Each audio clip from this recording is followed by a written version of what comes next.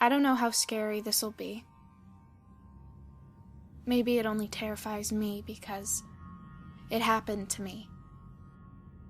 You know, you get those whack jobs who come in talking about all the different aliens they've seen and all the different experiences that they've had. I hope I'm not one of them. In fact, I don't even believe in aliens. I mean, I do. Who could doubt that there's other life forms in the universe? I just don't think it particularly likely that they visited us in recent history. The subject that I'm describing happened to me when I was between 6 and 9. Some people probably add stories to this subreddit that they've made up. I'm not gonna lie. I write science fiction and horror for a living.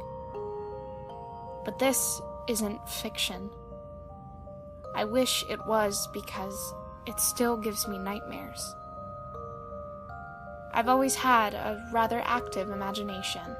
I've been writing stories for longer than I've been physically able to write. I would dictate and draw the pictures, and my mother would write them down and then bind them with ribbon. It would have been sometime between 1992 and 1993. I was an early riser. No sense delaying playtime for a few sleepers, so it would have been a little before dawn. I had a dimmer switch in my room, so the whole place was bathed in this amber luminescence that I still find sickening. I woke up and pushed the covers away. When I rose to get out of my bed, I found myself nearly face to face with E.T.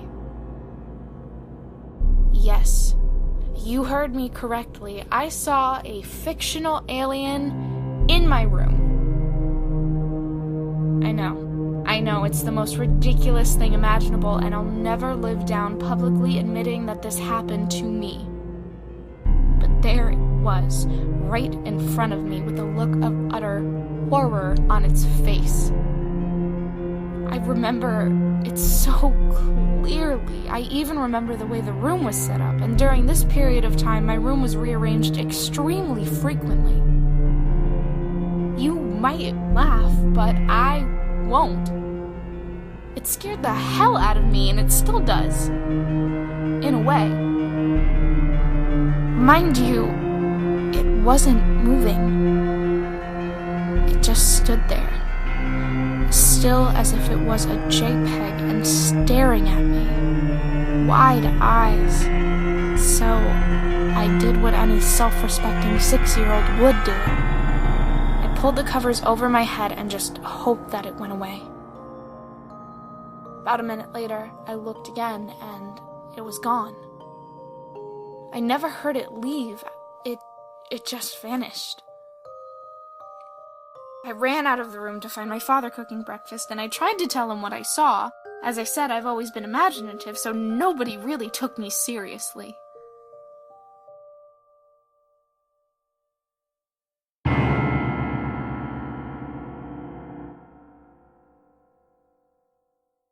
I saw it again at least twice that I can remember. The second time was after my brother had moved into my room. We had a bunk bed, and I was on the top, eldest privileges. It was late at night, and I was having one of my frequent bouts of insomnia. I was considering getting up to harass my parents, as I frequently did, when I saw it again, this time with its back to me and staring at a curtain that I had that was covered in pictures. The third time was during the day, unusually.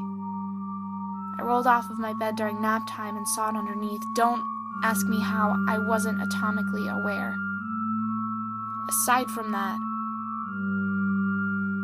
I would sometimes hear it breathing, but never at the same time as I saw it. They were always separate incidents. It had a lasting effect on me that I have recurrent bouts of nyctophobia. I also started what my ex used to call cocooning, where I completely pulled the blankets over my head. As a child and adolescent, I also avoided being able to see in areas of reduced light. For example, if I had to get up in the middle of the night, I would keep my eyes closed so I didn't see anything. I also became pathologically fearful of E.T.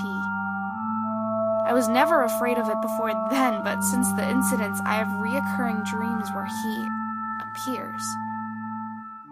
All that really needs to happen in the dream is that I think about him.